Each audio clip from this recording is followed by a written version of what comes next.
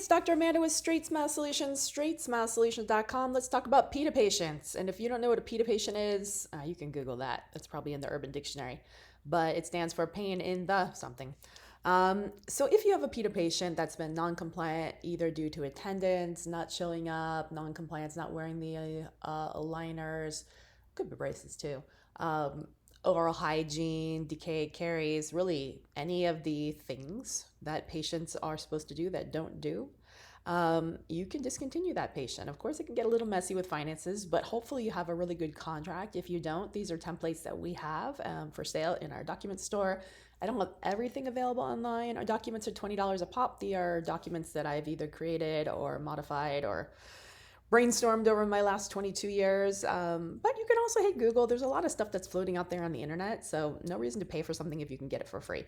I also give documents away for free to anyone that has a membership plan with us, be it a premium, VIP, or concierge. Hey, if you even purchase one of our courses, if you send me the receipt within a few months, I'll send you at least 3 documents.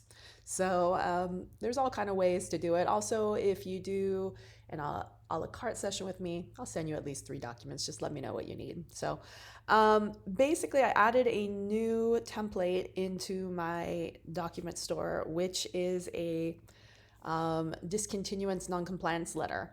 I hope that you're familiar with your Dental Practice Act in your state or country of licensure, and you know what the rules are if you start an ortho patient, if they are non-compliant, how you manage them.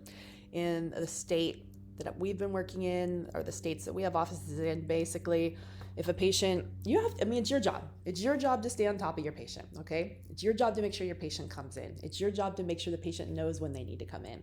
It's your job to make sure if they have a physical appointment, they don't walk out without another appointment. It's your job to make sure if they cancel their appointment that they make a new one.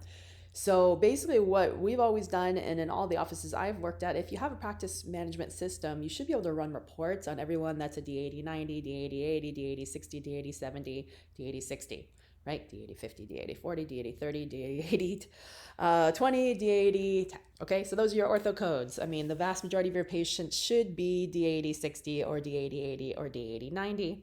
There shouldn't be really much else going on in the other codes. Run reports on those, see who's active.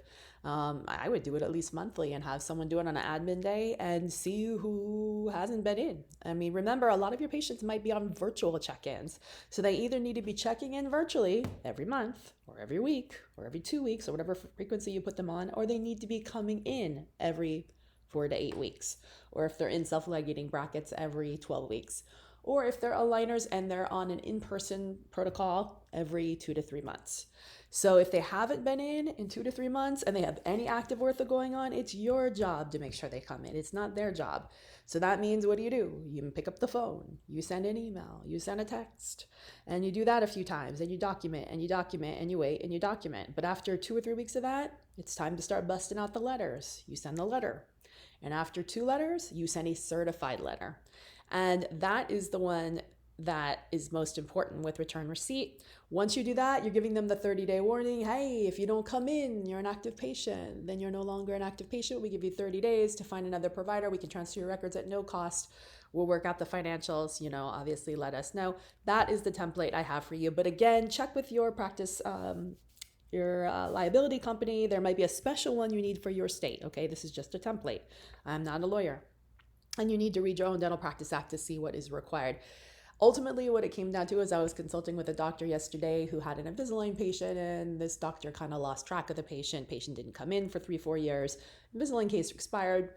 Patient wanted to keep going. Hey, I'm not done. Well, doctor didn't properly recall the patient, didn't make sure a patient came in, didn't send the certified letter. Therefore, doctor is now really pretty much obligated to finish the case at an additional lab fee and no additional charge to the patient. I mean, sometimes the patients won't complain, but I mean, honestly, if the doctor didn't do things the right way, if the patient was to complain to the dental board saying it was patient abandonment, patient would be right. So that's pretty much how that works. All right. Thanks so much.